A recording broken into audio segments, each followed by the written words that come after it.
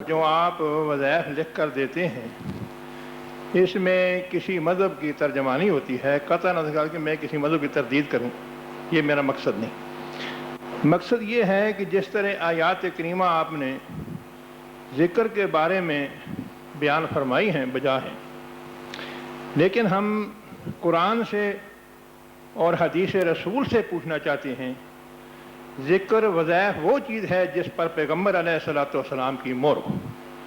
احادیث کی کتابوں میں رسول اللہ صلی اللہ علیہ وسلم کے وظائف صبح و شام، رات سوتے وقت اور سفر میں، حضر میں، اور اسی طرح بیت الخلاء جانے میں، مسجد میں داخل ہونے میں، بازار میں جانے کے تمام اذکار موجود ہیں۔ اگر اس سنت کے مطابق آپ سے کوئی سوال کرتا ہے، آپ سے تسبیحات مانگتا ہے، تو میری رائے یہ ہے کہ آپ دوسری طرف نہ نکل جائیں، آپ سنت کا مطالعہ کریں، حدیث کا مطالعہ کریں۔ حدیث میں بڑے بڑے مفید وظائف ہیں کہ جن میں اللہ تعالیٰ بہت برکات عطا فرماتے ہیں۔ اس میں ہے نماز کے بعد حضور میں وہی دیتا ہوں، میں عرض کروں، میں کو دیکھے ہیں لکھے ہوئے نا آپ کے، تو اس لیے میں گزارش کروں گا، بات نہیں کرنا چاہتا، آپ کسی کو اگر وظیفہ سکھائیں تو حدیث رسول کے مطابق سکھائیں۔ یہ بالکل آپ نے بات درست کی، میں آپ کی بات 100% مانتا ہوں، مگر اب ذرا اگر آپ تمام لوگ اپنے اپنے تسبیحات کے کاغذ دیکھ لیں اور ان میں جو اسماء الہیہ میں نے لکھ کے دیے ہیں ذرا ان کو دیکھ لیں، اور پھر پہلے میں آپ کو قرآن سے یہ ثابت کر دوں کہ میں ان اسماء سے باہر نہیں گیا۔ هو اللہ الذی لا الہ الا ہو عالم الغیب والشہادت هو الرحمن الرحیم۔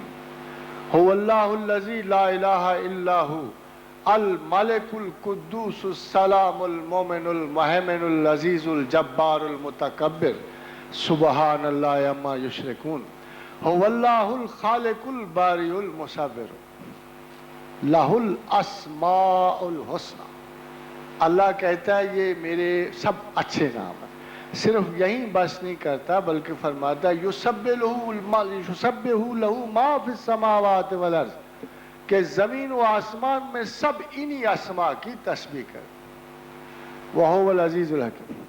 اگر آپ غور کیجئے گا تو تمام جو میں نے اسماء الہیہ ان کو لکھ کے دیے ہیں وہ اسی آیات میں سے مشتق ہیں، اور چونکہ پروردگار نے کہا کہ زمین و آسمان میں تمام لوگ انہی اسماء کی تسبیح کرتے ہیں، تو میں اس میں سلام و مومن و اللہ و رحمان و رحیم و کریم اور یا ذل جلال والاکرام۔ اب سنیے، یہ تو ہوئی اللہ کی بات، اب سنیے حدیث کی بات۔ حضور گرامی مرتبت مسلم شریف میں درج ہے کہ ایک صحابی کے پاس سے گزرے، پوچھا کیا پڑھ رہے ہو؟ فرمایا یا رسول اللہ یا ذل جلال والاکرام پڑھ رہا ہوں۔ فرمایا مانگو اس نام سے اللہ دیتا ہے، مانگو اس نام سے اللہ دیتا ہے۔ سفر کرتے ہوئے حضرت ابو موسیٰ اشعری کو، سلیمان بن اشعث جن کا نام ہے، بخاری اور مسلم کی حدیث ہے کہ حضور گرامی مرتبت نے پوچھا ابو موسیٰ کیا کر رہے ہو؟ فرمایا یا رسول اللہ لا حول ولا قوت الا باللہ پڑھ رہا ہوں۔ کہا 99 مصائب اس سے دور ہوتے ہیں اور سب سے چھوٹی مصیبت غم ہے۔ تو حضرات گرامی آج تک زندگی میں تو قرآن و حدیث کی جو اسناد مجھے حاصل ہیں وہ حضور نے فرمایا کہ سبحان اللہ و بحمدہ سبحان اللہ العظیم آسمان چہارم کا کلمہ ہے، اور ملائکہ آسمان چہارم سے پڑھتے ہیں۔ کوشش تو میں یہی کرتا ہوں کہ کسی قسم کا کوئی کانسیپٹ ایسا انٹروڈیوس نہ ہو جائے جس سے، اس لیے نہیں کہ میں کوئی بریلوی یا دیوبندی ہونے سے ڈرتا ہوں یا اہل حدیث ہونے سے ڈرتا ہوں یا آپ سے کہنے سے ڈرتا ہوں کہ میں دیوبندی اور بریلوی اور اہل حدیث ہوں۔ اس بارے میں میرا ایک بڑا سادہ سا مسلک ہے کہ جس چیز کی مجھے تلاش ہے، اگر مجھے بریلوی دے دے گا تو میں بریلوی ہوں، اگر مجھے دیوبندی دے گا تو میں دیوبندی، مجھے تو خدا کی تلاش۔ اگر 10 لاکھ بریلی موجود ہیں اور ان میں سے مجھے ایک بھی بریلوی مل جائے جو ٹاپ پہ بیٹھا ہو، 10 لاکھ سے تو میں خدا نہیں ڈھونڈوں گا، اگر ایک بھی بریلوی مجھے عالم و مولوی یا پیر و فقیر مل جائے اور وہ مجھے کہے کہ آؤ میں تمہیں خدا دے دیتا ہوں، تو میں بریلوی ہوں۔ اگر اہل حدیث میں سے کوئی مل جائے کہ میں تمہیں خدا دلا دیتا ہوں، مگر بدقسمتی سے اسکول آف تھاٹ تو اپنی اپنی باؤنڈریز میں محدود ہو گئے ہیں۔ طلب خدا کی جگہ ایک نامینل ہیڈ کو تو انہوں نے رکھا ہوا ہے۔ آپ ذرا سوچئے تو حضرات گرامی مرتبہ، صبح اور شام اخباروں میں آپ پڑھا ہوا دیکھتے ہیں کہ اسلام بہترین نظام حیات، اسلام بہترین نظام عمل، اسلام بہترین نظام ازدواج، اسلام بہترین نظام اخلاق، یہ سارے کا سارا پورا نظام بہترین مل کر ایک بندہ خدا نہیں پروڈیوس کر سکتا۔ کوئی کہیں گڑبڑ ہو گئی نا، کوئی مصیبت آ گئی ہے، اس پورے کے پورے اسلام پر کوئی چیز ایسی وارد ہو گئی ہے اور کوئی خطا ایسی ہو رہی ہے جس کی وجہ سے پورے کے پورا عالم اسلام ذلت و ادبار میں سمٹا ہوا ہے۔ تو اگر ہم اس کی ایک واحد ریزن ڈھونڈیں گے تو ہماری توجہ جو ہے اسلام کی ٹاپ پرائیورٹی سے ہٹ گئی ہے۔ ہم اسلام کی پرستش کر رہے ہیں، مگر اسلام تو چلنے کا راستہ، یہ تو ایک مذہب ہے۔ اگر ہمیں اپنی منزل کا تعین نہیں ہے، مسلمان ہوتے ہوئے اگر کسی دل میں خدا کی طلب اور آرزو و جستجو نہیں ہے، اگر ساری عمر مسلمان رہنے کے باوجود آپ کو ایک لمحہ قربت الہیہ نصیب نہیں ہوا، تو پھر آپ کیسے مسلمان ہیں؟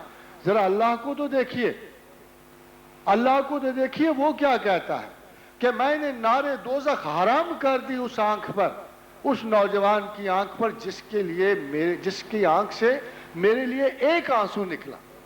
ذرا اپنی زندگیوں پہ غور کیجئے، اگر اپنے اسلام پہ غور کیجئے کہ پیدائش سے لے کر آج تک ہم اپنے حالات پہ روتے چلے آتے ہیں، اپنی محبت اور محبوب پہ روتے چلے آتے ہیں، اپنی زندگیوں کے پیٹرن پہ روتے چلے آتے ہیں، مگر نار دوزخ سے رہائی کتنی آسان ہے کہ ایک آنسو خالصتاً اللہ کے لیے ہماری آنکھ سے نہیں نکلتا۔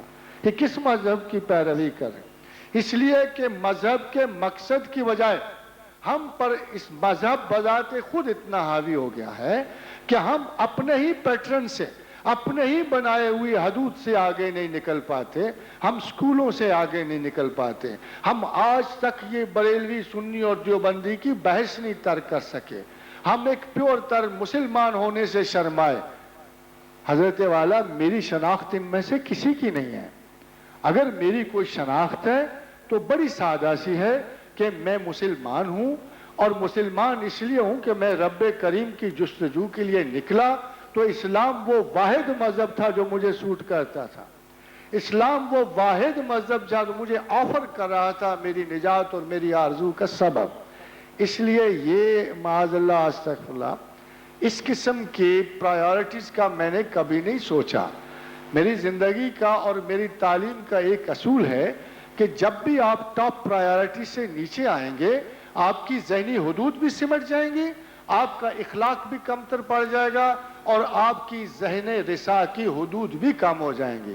اگر آپ خدا اور رسول سے نیچے اترنے کی کوشش کریں گے تو آپ سیکٹ، کاسٹ اور کریڈ میں الجھ کر اپنی زندگی کی شناخت کھو بیٹھیں گے، کوئی آپ کو مسلمان کی حیثیت سے نہیں جانے گا۔ اس لیے صاحب یہ کم از کم یہ اعتراض مجھ پہ نہیں آتا۔